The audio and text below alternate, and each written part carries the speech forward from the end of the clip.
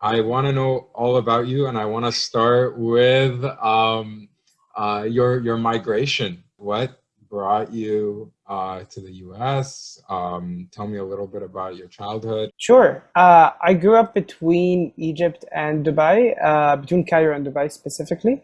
But I was always like half in Egypt and half not in Egypt, yani.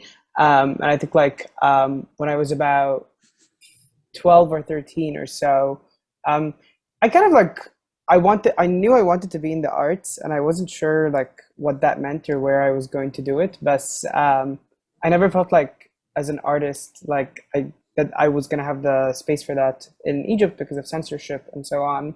And then when I was 12 or 13, like I started realizing that I was gay, and that also like further defined, that I wanted to migrate. And I'm not saying that like I think a lot of people are queer and living like really wonderful lives where they are. This is not to say that like you can't live in the Arab world or in Egypt if you're queer, but I personally, as an artist and a queer person, just felt like I wanted to do that. Um, so in my late teens, I got a full scholarship to NYU, and I spent a lot of time between NYU Abu Dhabi and NYU New York. Yeah, and then after that, I kind of stayed here. Why go, pursue your PhD in theater? Why go into the arts? I always feel like I've been between worlds, which is to say, in like even like living in Dubai, but being from Egypt, but going to a British school, like I always felt like in every space I was one step removed from everyone else, and and then like being gay, I think that also like adds to that, which is to say, I always felt like I was watching the world from the outside, and I always like there's something very queer about that idea, and I also think. I think that that is what makes like artistry really, which is to say that like being an observer because you feel like you don't belong, that makes you want to be an artist. And I feel like that's very much where I come from. And why I like became a writer. I mean, I didn't always knew I wanted to be like I didn't know I wanted to do a theater PhD when I was like I don't know 16 or whatever. Um, but I knew that like I was very interested in the arts and I was very interested in writing and telling stories. I was also always aware in I don't see a lot of stories about people who live any life like mine, and I was interested in that. Um, so yeah, I mean, I feel like my migration story doesn't end there. I'm gonna keep going. I'm curious to learn more about what you said about looking from the outside in. I want to learn more about that and how that has informed your art. You look at someone and you feel like they don't quite understand you, so you can't really have a conversation with them, or you try to have a conversation with them, and that like your differences come out or appear or arise from that conversation, and then it like kind of you end up being in that mindset where you're constantly thinking about how you're being received and how you are receiving other people. And that I think like again, I think that's not to say that's what makes an art. I don't believe that, but like I think that informs my artistry personally. It's a question of identity too. Totally. Yeah. Like how you identify, how you represent your identity, and who you feel will engage with your work, Right. who will see themselves in it. Totally. And that's a perfect segue to another question I had for you is what kind of audiences do you see engaging with your work, and how does it uh, contribute to the experiences of other Egyptian migrants, and how might they reflect on it? I don't like to think of my audience as it was made for one type of community, but I'm really interested in my audience having my writing having an influence or an impact on queer Arabs, specifically those at home and those in the diaspora. But I think my experience is reflective more of people who are in the diaspora, of people who have lived between cultures. I think it can have more of an impact in that space. Um, so that's I would say like if I had to, I don't like doing it, but if I had to pick a primary audience, like that would be it. Um, I like, for example, like I was at a queer Arab party in Brooklyn, like a little, like right before the pandemic, so maybe like a year and a half ago, and someone spoke to me. Someone reached out to me while I was like waiting to enter the club, and was like, "Oh my God, I love your play. and this has never happened to me before. Like I'm not established enough that like people stop me on the street. خالص.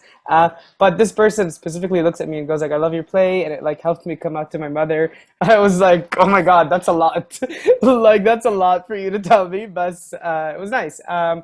So I really hope that like as I continue to write, as I continue to grow, that my work can have that kind of impact on people. You've talked about how your work can contribute to Arabs in the diaspora, queer Arabs in the diaspora, but how do you see your work contributing to our understanding of aspects of Cairo that often go undiscussed, unrecorded? I think I'm quite privileged as a person. Mm. And people always like, I feel like I'm put in a lot of boxes in the US. Like I'm an immigrant, I'm a person of color, I'm queer, like blah, blah, blah, whatever, cool. There's always a thing of like, you should only write from your experience, which I actually really don't believe. Because I think like there are certain contexts where like writing from my experience is great, but also it's not representative of other people's experiences. And there are, I also hate the term like give voice to the voiceless, but there are communities and demographics and intersections that because of linguistic differences, because of access, have different levels of being able to reach a certain audience. And so, for example, someone who is very working class or someone who doesn't speak English or someone who has not migrated might be able to write a really wonderful, amazing play in Arabic for the queer community or for like a downtown Cairo audience. I would suck at writing that play. That play is not the play I should write because that's not my experience. That's not the theater community I grew up in. That's not what I want to do.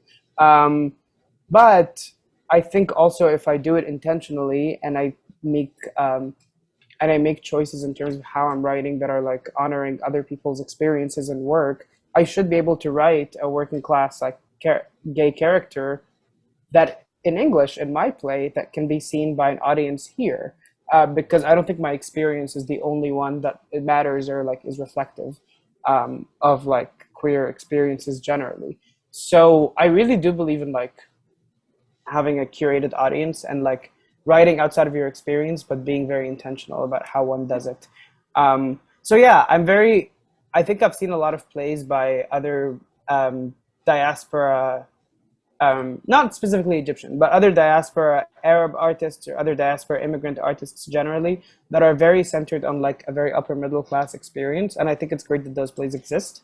And I'm interested in like, the same way if like a white American writer is writing an American play, they will talk about class in their culture. I also want to write about how the nuances of my culture. I don't just want to write about Egypt from the lens of like, I'm an immigrant and like, I'm going to tell you what Egypt is because I know my neighborhood in Egypt, but like, I don't know everything about Egypt. Where do you see yourself going next? I used to produce a festival that I actually quit like this week, that I co-founded and produced for years, but I'm hoping to go into TV. That's kind of like my immediate identified goal, which is to say that I'm very interested in starting to write I'm very cognizant in that like writing for theater is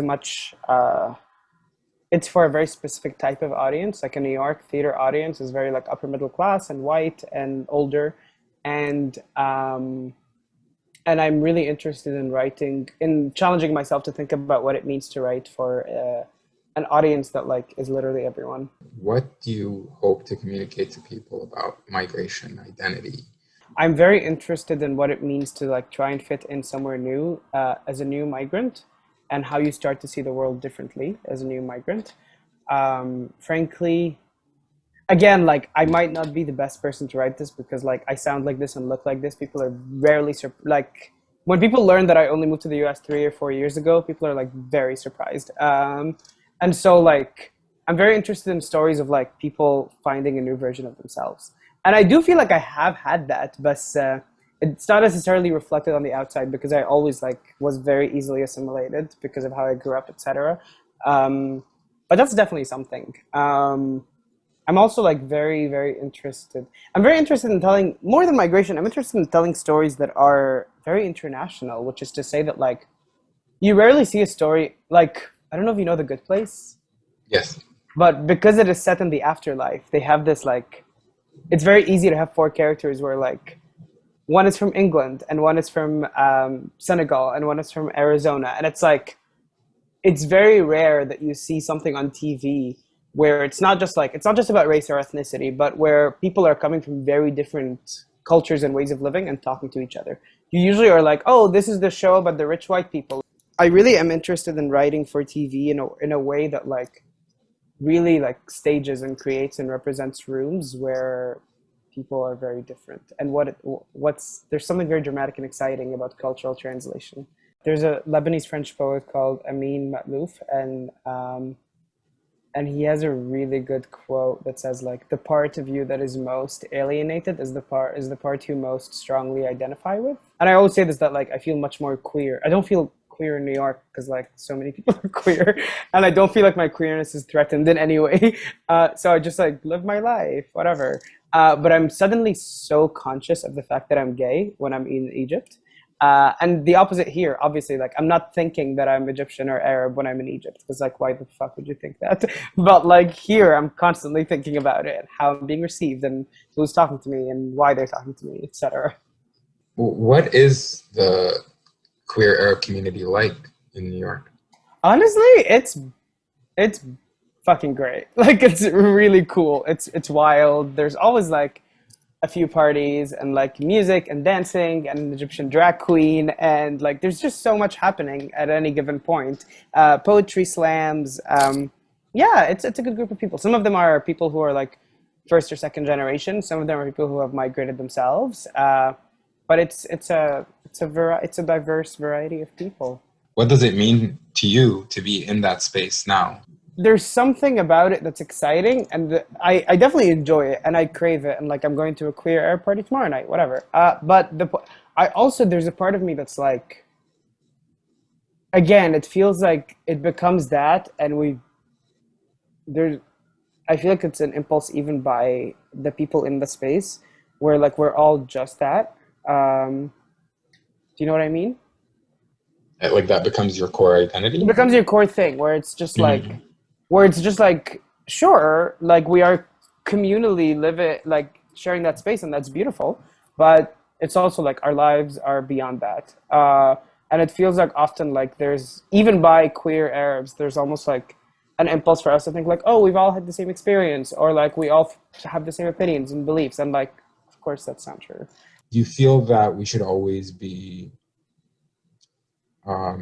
pushing ourselves to challenge preconceived notions, to disrupt identities, to look at things differently? If you are in an environment that is perfectly seeing your full self and celebrating you and letting you do your best work, then like, don't challenge that. But like, I think for the vast majority of cases, and for the vast majority of like, especially people who are immigrants, especially people who are queer, especially people who are like, first people of color in any way, like we do have the tendency of like feeling like we're like being granted an opportunity by doing something, and that's just not true. So I would say, what impact do you want to have? To create platforms and spaces for communities that I care about to tell their stories that have been historically historically silenced from telling their stories, and to reallocate resources to artists and communities that again have historically been underrepresented or misrepresented, and and to change representation and people and like the public opinion about these communities. For people who are interested in going into the arts and going into careers in the cultural sector or in theater, and what advice do you have for them to follow similar paths? I feel like, for example, my first couple of years out of high school, I mentored and supported a lot of people who were from my high school to get like the same scholarship that I did, for example. And that was something I could do because I knew where they were and where they wanted to be. And I feel like giving just like advice feels weird to me, because I think like I would give you very, very different advice if you were like, depending on like what kind of family you're in, or like what part of the world you grew up in, or whatever.